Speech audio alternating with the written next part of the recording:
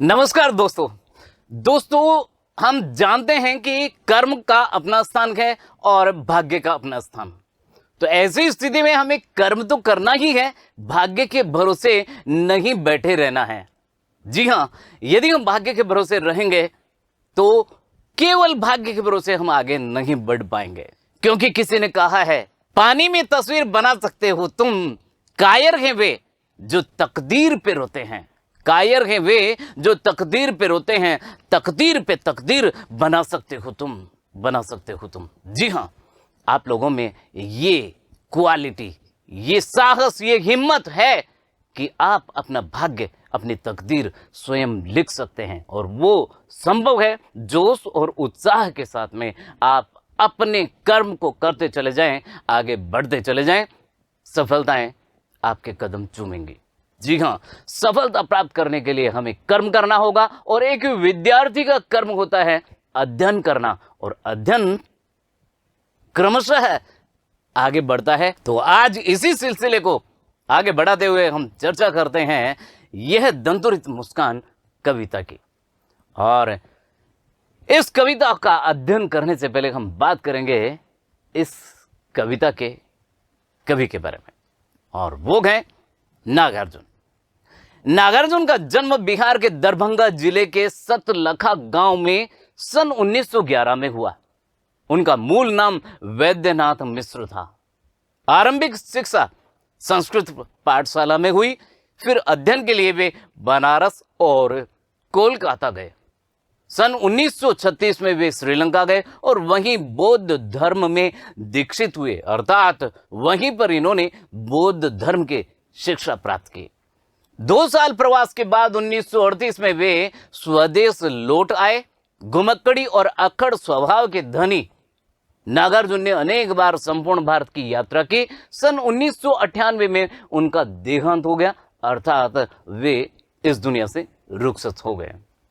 बात करते हैं इनकी काव्य कृतियों के बारे में। नागार्जुन की प्रमुख काव्य कृतियां हैं युगधारा, सतरंगे पंखों वाली, हजार हजार बाहों वाली, तुमने कहा था, पुरानी जूतियों का कोरस, आखिर ऐसा क्या कह दिया मैंने, मैं मिलिट्री का बूढ़ा घोड़ा। नागार्जुन ने कविता के साथ साथ उपन्यास और अन्य गद्य विधाओं में भी लेखन किया है। उनका संपूर्ण कृतित्व नागार्जुन रचनावली के 7 खंडों में प्रकाशित है, और साहित्य के योगदान के लिए उन्हें अनेक पुरस्कारों से सम्मानित किया गया, जिनमें प्रमुख है हिंदी अकादमी, दिल्ली का शिखर सम्मान, उत्तर प्रदेश का भारत भारती पुरस्कार एवं बिहार का राजेंद्र पुरस्कार शामिल है। मैथिली भाषा में कविता के लिए उन्हें साहित्य अकादमी पुरस्कार भी प्रदान किया गया। यहां जो संकलित कविता है उसके बारे में यदि हम बात करें तो यह दंतुरित मुस्कान कविता में छोटे बच्चे की मनोहारी मुस्कान को देखकर कवि के मन में जो भाव उमड़ते हैं उन्हें कविता में अनेक बिंबों के माध्यम से प्रकट किया है, यानी अनेक उदाहरणों के माध्यम से प्रकट किया है। कवि का मानना है कि इस सुंदरता में ही जीवन का संदेश है। इस सुंदरता की व्याप्ति ऐसी है कि कठोर से कठोर मन भी पिघल जाए।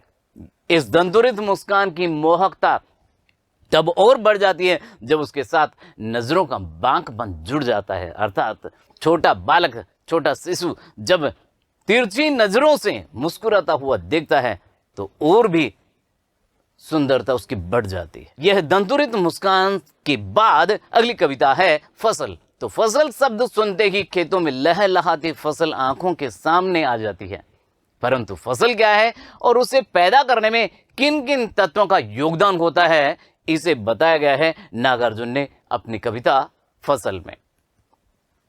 यह कविता रेखांकित करती है कि प्रकृति और मनुष्य के सहज सहयोग से ही सृजन संभव है, यानी प्रकृति और मनुष्य दोनों मिलकर के ही सृजन अर्थात निर्माण कर सकते हैं। बोलचाल की भाषा की गति और लय कविता को प्रभावशाली बनाती है। कहना न होगा कि ये कविता हमें उपभोक्ता संस्कृति के दौर में कृषि संस्कृति के निकट ले जाती है।